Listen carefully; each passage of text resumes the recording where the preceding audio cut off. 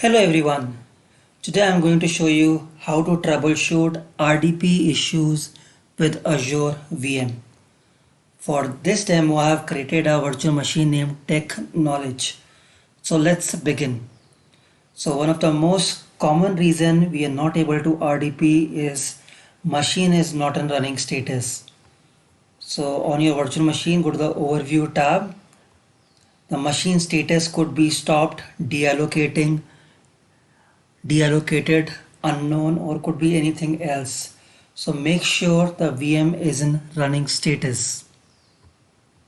Number 2, check if RDP port is allowed. Default RDP port number is 3389. So on your virtual machine, click on networking.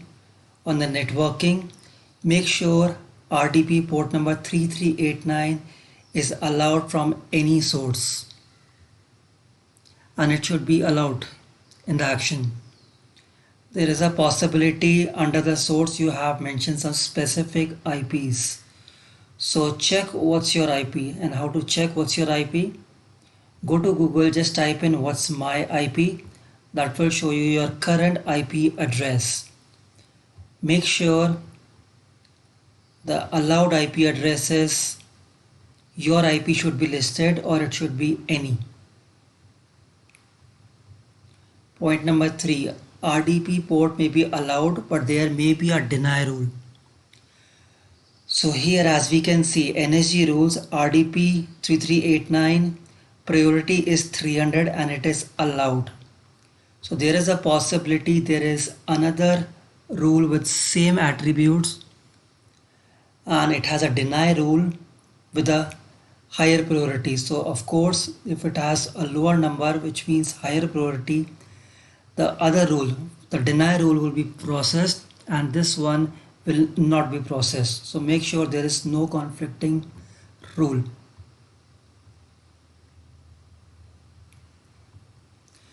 Next point, check boot diagnostic screenshot. So on your VM Blade, just type in diagnostic, click on boot diagnostic, make sure the boot diagnostic feature is enabled. And if this is at the login screen, that is fine. This is the login screen where you can press Alt Control Delete and you enter your username and password. There are chances maybe there was a Windows update performed on your system and your machine could be at this screen, configuring update for Windows 10, 5% complete or 10% complete. So if it is at this screen, it could take anywhere between 5 minutes to 1 hour. So eventually within 1 hour it should come back. However, what you can do is just keep refreshing, and when you see the login page here, then you can attempt logging in. It's natural. If your Windows is at this screen, it hasn't even gone to the Windows login stage, and of course you won't be able to log in. Other possible reason could be your machine is at this screen. Your PC ran into a problem and needs to restart. So this problem can be fixed by just rebooting it, and sometimes it's normally automatically rebooted after few times.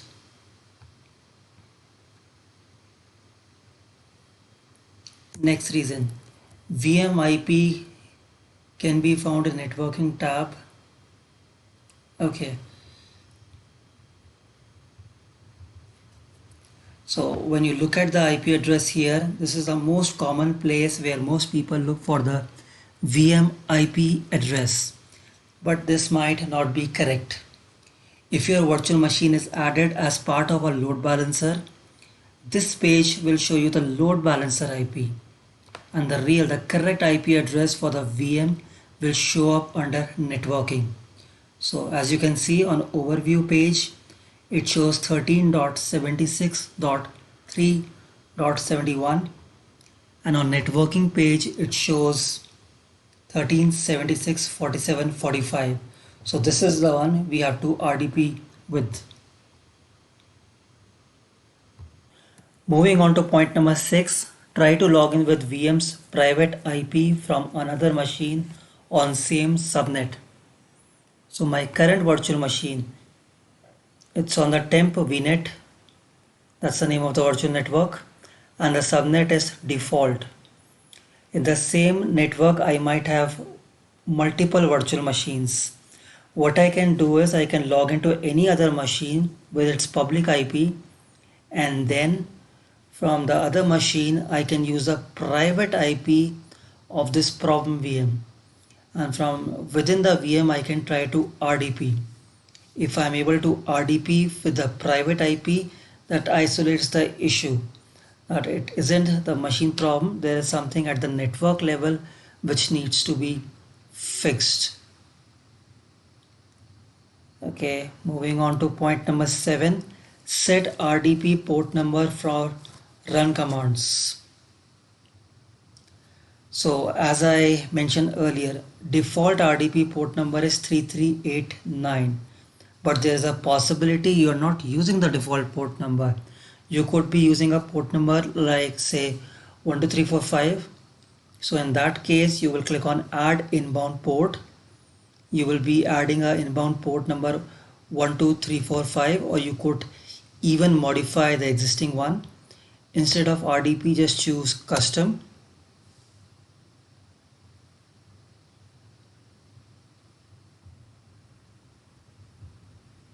And you can type in 12345 in the port number, or let's say whatever be the current port number, you want to change it to 3389 default port number. So for that you need to go to the virtual machine, type in command, and under run command, one of the option is RDP settings. That will show you all the current RDP settings, but you can always click on set RDP port. You can type in 3389 and you can click on run. That will run this script, and whatever be your current RDP port number, maybe a custom RDP port number, but that will change to the port number you are typing in here. So let's cancel this for now. Moving on to the next point, point number 8, reset RDP certificate. So to do that, on the same screen you have another option, reset RDP cert. You can run this command, that will reset some of your registry settings, the certificate settings and all those. So if the RDP issue is because of a certificate, that would be resolved. Moving on to point number 9, Azure Health Status page. There is a possibility there is a issue from Microsoft side. So what you can do is you can go to the Azure status page, which is status.azure.com. My current virtual machine is in Southeast Asia. So virtual machine comes under compute. So just scroll down and check under Southeast Asia if you see anything under warning or critical. So right now we have none, so we are all good. So next point in the list is Azure Health Status page. So type in health, go to the resource health. If there is something specific to your VM, it might not be the global outage from Microsoft, it could be something specific to your VM. So those things would show up here. So right now, as I can see, it's healthy, so there is not an issue, all is good. Try restarting the virtual machine. There could be something very minor, and it might happen, you just restart the machine and it starts working. Could be machine could be in hung up state, the memory could have been at 99% or 98%, or could have been the CPU which is stuck. So just restarting may also fix the issue.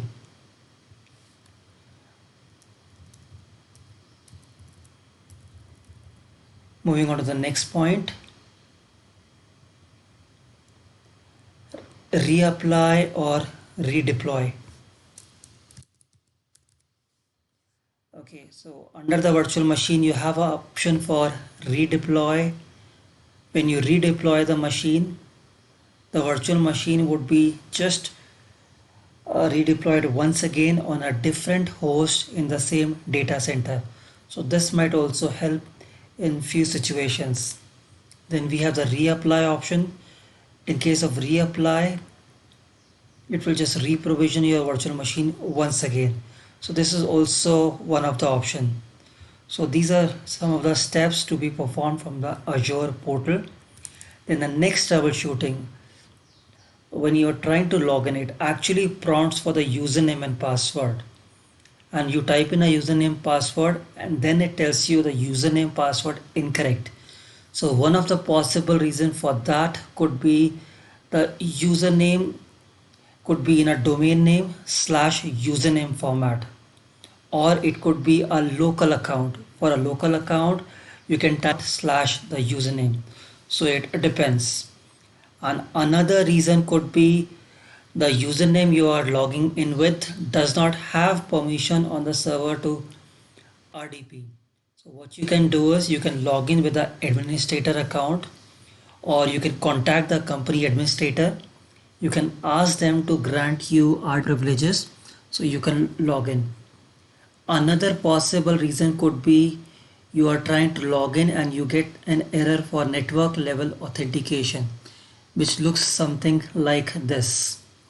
To fix this, again, you go to the VM, look for command, and there is a command for disabling network level authentication.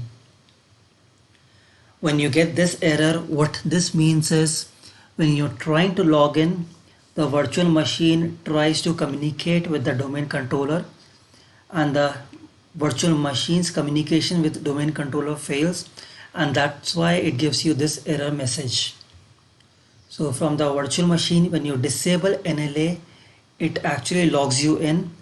It authenticates your account with the cache credentials, and once you are logged in, you can enable the NLA option once again from My PC properties and go to remote tab, and you have this option that will enable it.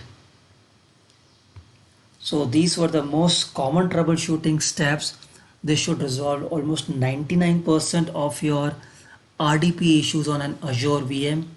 If you come across anything else which is not fixed with this, please let me know, and I'll update my video. I'll add the troubleshooting step for those issues also.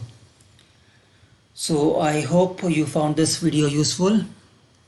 So if you found this video useful, please like this video and subscribe to my channel for more such videos. So that was all in my video for today. Thank you so much for watching.